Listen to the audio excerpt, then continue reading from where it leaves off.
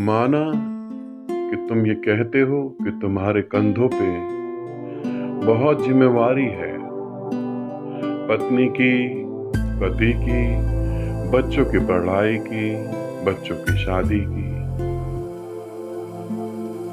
मगर एक इससे भी बड़ी जिम्मेवारी है जिसके बारे में तुम्हें पता नहीं। मैं तुम्हें बताता हूं, इस सत्य को समझो। जब तक तुम परमात्मा ना हो जाओ, जब तक तुम अपने भीतर बैठे परमात्मा को ना जान लो, तब तक तुम कोई जिम्मेवारी नहीं निभा सकते। इस सत्य को समझ लेना। जिम्मेवारी के नाम पर हम अपने अहंकार को अपने रिश्तेदार, अपने बच्चों, अपनी पत्नी पर थोपते हैं। हमारी दृष्टि में जो अच्छा है वो ही अच्छा होना चाहिए। मगर मैं तुम्हें बताऊं, इस तरीके से जिम्मेवारी निभाने से तुम भी दुखी होते हो, तुम्हारा परिवार भी दुखी होता है। तुम मानो या ना मानो, ये तुम्हारी मान्यताओं पर निर्भर नहीं है। सत्य बिल्कुल अलग है। जिसने अपने भीतर बैठे परमात्मा को जान लिया, वही जिम्मेवारी निभा सकता है। उसी को पता लगता है कि मैं तो माध्यम हूं, हकीकत में मैं कुछ नहीं कर रहा, मैं सिर्फ माध्यम हूं, सिर्फ माध्यम। मैं करता नहीं हूं, मेरा उपयोग करा जा रहा है। संपूर्ण ब्रह्मांड मेरा उपयोग कर रहा है, मैं सिर्फ माध्यम हूं। ये बात हमें समझनी चाहिए। और जिम्मेवारियों में सबसे बड़ी जिम्मेवारी तुम्हारा खुद का परमात्मा होना है। परिवार की जिम्मेवारी, समाज की जिम्मेवारी तो तुमने कई जन्म ली और कई जन्म निभाई, आज तक तुम निभा ना पाए। ये तो अनंत है, तुम कभी निभा भी ना पाओगे। मगर तुम अपने को जान लो कि तुम परमात्मा हो, फिर सारी जिम्मेवारी खुद ब खुद निभाई जा रही है। बिना तुम्हारे कुछ करे सब कुछ हो रहा है, क्योंकि परमात्मा कुछ करता नहीं मगर सब कुछ होता है। इस सत्य को तुम भी जानते हो। तो ये संकल्प लो कि तुम्हें परमात्मा होना है। जिम्मेवारियों में सबसे महत्वपूर्ण जिम्मेवारी तो यही है कि तुम्हें परमात्मा होना है।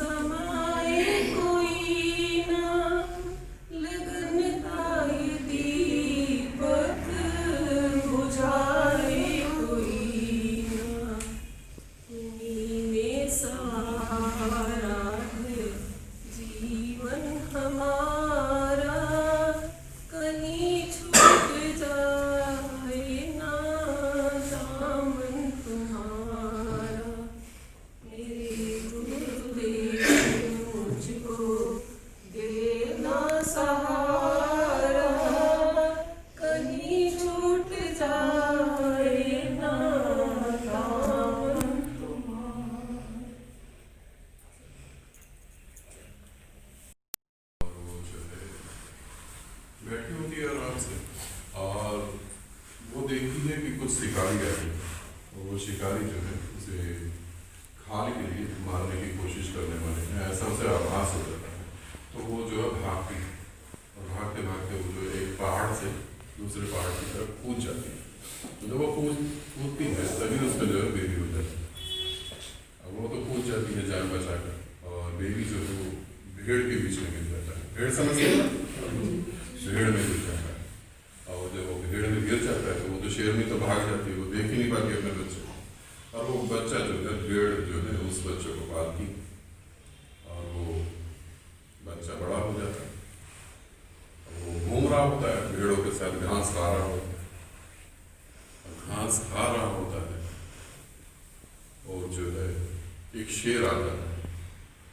शेर उन भेड़ों में से किसी एक भेड़ को जो है अपना नन्हा चेहरा बनाने की सोच चुका होता है। मगर जैसे ही शेर उनकी तरफ बढ़ता है, वो शेर देख के हैरान हो जाता है। शेर ये देखता है कि वो एक शेर ऑलरेडी उनके साथ घूम रहा है और घास खा रहा है। उसको बड़ी हैरानगी होगी कि ये ऐसा कैसे हो सकता है, ये तो चमत्कार जैसी बात होगी। मगर वो शेर समझ नहीं पाता और वो शेर भागता है। जब उस शेर के लिए, वो शेर जो भेड़ का शिकार करने जा रहा था, वो उस शेर के लिए भागता है कि मैं इससे पूछूं कि तूने कौन सा तरीका निकाला कि तू उनके साथ इजीली घूम रहा है। तो जब वो भागता है तो वो शेर भी भागता है जो भेड़ों के साथ जुड़ा होता है। और आखिर में जो शिकारी शेर जो होता है, वो भेड़ वाले शेर को पकड़ लेता है और वो उससे पूछता है। जैसे वो कुछ बोलने लगता है तो भेड़ वाला शेर जो है दोनों हाथ जोड़ के रिक्वेस्ट करने लगता है कि प्लीज मुझे मत मारो, मुझे खाना भी मत दो, मैं अभी कुछ ज्यादा बड़ा भी नहीं हूँ, मुझे छोड़ दो, मैं रिक्वेस्ट कर रहा हूँ। तो वो शेर, शिकारी शेर जो होता है, वो कहता है रिक्वेस्ट को तू छोड़, तो ये बता कि तू उनके साथ घूम कैसे रहे, मुझे तो यही समझ में नहीं आई। कहता नहीं मुझे मारो मत, बस उसे यही होता कि मुझे मारो, मुझे छोड़ दो, मुझे मारो मत, मुझे मारो, यही बात चल रही होती है। तो वो शेर जो है उसे वो समझाता कि तू शेर है, तू शेर है, तू मेरी तरह घूम, तू शेर है। वो कहता नहीं प्लीज मेरे को खाना मत दो। अब डर जब आदमी के सामने आता है तो आदमी समझ ही नहीं पाता, वो डर जाता है शेर। तो वो उसे कहता है कि इसे समझ जाएगी, तो वो उसे खींच के जो है उसकी गर्दन पकड़ के उसे एक कुएं के पास ले जाता है और कुएं में दिखाता कि देख तू मेरे जैसा है बिल्कुल। वो शेर कहता है कि तुम मुझे कुएं में धक्का देके खा लो, तुम मुझे खाना। वो कहता है कि तू देख तू मेरे जैसा है।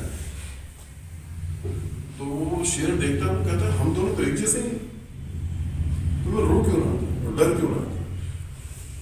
तो वो उसकी तरफ देखता है, वो कहता है कि मतलब तुम्हारी लैंग्वेज तो अलग है, तुम तो इतनी जोर की दहाड़ता हूँ, मैं क्यों नहीं दहाड़ता। तो वो शेर बोलता है कि तू भी दहाड़ सकता है, तू भी ऐसे जोर की बोल सकता है, जो जोर की बोल दहाड़। और वो शेर जो है वो दहाड़ता है बहुत जोर, और तब उसे एहसास होता है कि मैं भी एक शेर हूँ, ना कि भेड़। आपको कहानी समझ आई? क्या समझ आई? मुझे तो नहीं लग रहा कि आपको समझ आई। हम कहानी सुन के समझ जाते कि हम भी शेर, मगर वैसे दहाड़ तो नहीं निकली किसी की, है ना। तो हम अगर समझते हैं कि हम भी शेर हैं, तो हमको ये कहना चाहिए कि हम ब्रह्म हैं, अहम ब्रह्मास्मि। क्या हम कह सकते हैं? मगर मुझे सुनाई तो नहीं देता। हम ब्रह्मास्मि कहना और महसूस करना। राइट, मेरे को मालूम था ये क्वेश्चन होगा, कहना और फील करना। जब आप कोई चीज कहते हैं या जब आप कुछ बोलते हैं तो आपके पूरी जीवन की ऊर्जा जो उसकी दिशा में बहती है। फर्स्ट क्या है? फर्स्ट है आपके लिए शब्द। आप ऐसे समझें कि आप पानी का बहुत बड़ा जहाज जो है वो आप चला रहे हैं, जहाज बहुत बड़ा है मगर वो आप चला रहे हैं। तो आप कैसे उसको डायरेक्शन देते हैं? स्टीयरिंग। जिस डायरेक्शन में आप उसे घुमा देंगे वो जहाज अंदर ही घूम जाएगा। तो वो जहाज घुमाने का तरीका क्या है? फर्स्ट शब्द। अगर आप में से बहुत सारे लोग इस बात से भी सहमत होंगे, अगर आप जो है सुबह उठकर 7-8 बार, जनरली 7-8 बार ही कहते हैं कि मैं पागल हूँ, रोज सुबह उठ के 7-8 बार ही कहते हैं कि मैं पागल हूँ, तो 101% है कि 3 महीने के अंदर आपको रिजल्ट आने चालू होंगे। आप हरकतें भी करने लगेंगे, आप वैसे एक्टिविटी भी करने लगेंगे। तो अगर आपको ऐसा लगता है कि 3 महीने अगर मैं ये बोलूँ सुबह उठ के रोज 10 बार कि मैं पागल हूँ, मैं पागल हूँ, तो मैं ऐसा हो सकता हूँ, तो अहम ब्रह्मास्मि से मैं ब्रह्म क्यों नहीं हो सकता? मुझे तो ऐसा नहीं लगता कि अगर ये कहेंगे तो हम नहीं हूँ। जब आप कहेंगे अहम ब्रह्मास्मि, तब छोटी छोटी बातों में आप उलझेंगे। परमात्मा को छोटी छोटी बातों में पति ने कुछ कह दिया, पत्नी ने कुछ कह दिया, पत्नी ने कुछ कह दिया, जब तुम जाओगे हाँ परमात्मा तो ब्रह्म कहते रहो। तो अगर हम इस चीज को अपने जीवन में उतारेंगे, अगर हम सिर्फ कुछ भी नहीं, अगर हम सिर्फ 10 बार भी ये बोलते हैं अहम ब्रह्मास्मि, तो तुम समझो इस बात। आज तक तुम्हें ऐसी बातें बताई नहीं है, तुम्हें बताया कि ये करो वो करो, तुम इस बात को समझो। जब तुम कहते हो अहम ब्रह्मास्मि, तो पूरा का पूरा ब्रह्मांड जो है तुम्हारे शब्द को सुनता है, और जब पूरा ब्रह्मांड सुनता है तो वो तुमसे जाके कनेक्ट हो जाता है, और जब तुमसे वो कनेक्ट होता है तो तुम सोचो तुम्हारी परमात्मा को पाने की यात्रा कितनी ईजी होगी, कितनी ईजी होगी। सिर्फ बिस्तर में सुबह उठने के बाद यही तो बोलना है कि मैं ब्रह्म हूं। तुमने अभी तक जो मान रखा है, तुम एक शरीर हो, तुम्हारा नाम ये है, तुम रखते हो, तुम खाती हो, तुम बच्चे हो, ये तुम्हारी मान्यता है, पर और तो कुछ भी नहीं, और तो कुछ भी नहीं, ये तुम्हारी मान्यता है। अगर तुम इस मान्यताओं को तोड़ने में सक्षम हो जाते हो, और ये बहुत जल्दी टूट जाते, बहुत जल्दी टूट जाते। तुम सिर्फ इसे समझो कि अगर तुम ये मानते हो कि तुम ब्रह्म हो, तो तुम ब्रह्म हो जाओ। तुम्हारी सोच ही तुम्हारे को रिजल्ट देती है, और अभी तक जो तुम्हारी सोच बनी है वो तुम्हारे समाज के कारण बनी है, और कुछ भी नहीं। थोड़ा सा सोचो कैसे तुमने माना। मैं आता है कि ऐसा तो नहीं कि ऐसा बोलने से मन भी जो है एक आर्टिफिशियल धर्म का आर्टिफिशियल अगर ब्रह्म मन जो है ऐसी कल्पना पैदा कर देगा कि हाँ तुम ब्रह्म हो।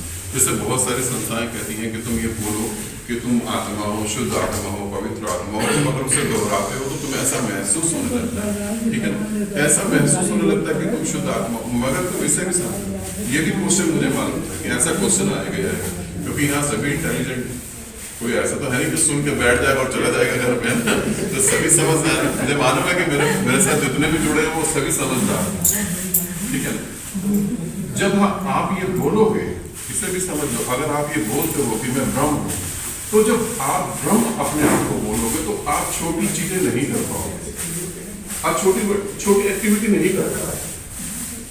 आप अगर बोलते हो कि मैं ब्रह्म हूँ और आप इसे समझते भी हो, तो फील होता है कि मैं ब्रह्म हूँ, तो आप छोटी एक्टिविटी नहीं कर पाओगे। आप उस छोटी एक्टिविटी को अपने आप ही छोड़ दो, तो छूट ही जाएगी आपको, ठीक है। अगर मन कल्पना कर लेता है, जैसे बहुत सारे साधक जो हैं उनका मन कल्पना कर लेता है कि वो मुद्दत को उपलब्ध हो गए, मगर अगर पत्नी ने चाय में चीनी कम डाल दी तो उनका मुद्दत जो है कम चीनी के कारण खराब हो जाता है ना, कम चीनी के कारण मुद्दत उनका चला जाता है। चीनी ठीक होनी चाहिए, तो मुद्दत छोड़ देगा, ठीक है। तो वो जो है, तो जब आप इस तरीके से करोगे तो आपको ये छोटी छोटी जो बातें ये आपको बताएंगे आप मन की कल्पना में चले गए हो या रियलिटी में आप हो, है ना। आप ध्यान कर रहे हो, आँख बंद करके आपने आँख खोल के देखा, पत्नी ने कह दिया ये क्या बेकार के तुम बैठो ढोंग कर रहे हो, अब तुम्हारा मुद्दत कहाँ है। अब तुमने अगर रिप्लाई करा और तुम्हारी वो शांति को, तुम मन की कल्पना में हो। ये जो क्वेश्चन है कि हमारी मन कहीं कल्पना ना कर ले, ये सभी साधनाओं को फिट बैठ।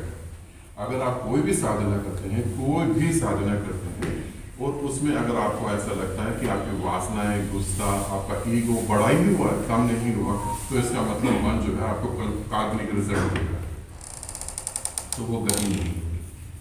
तो ये जो चीज़ है, इस तरीके से आप उसे चेक करें।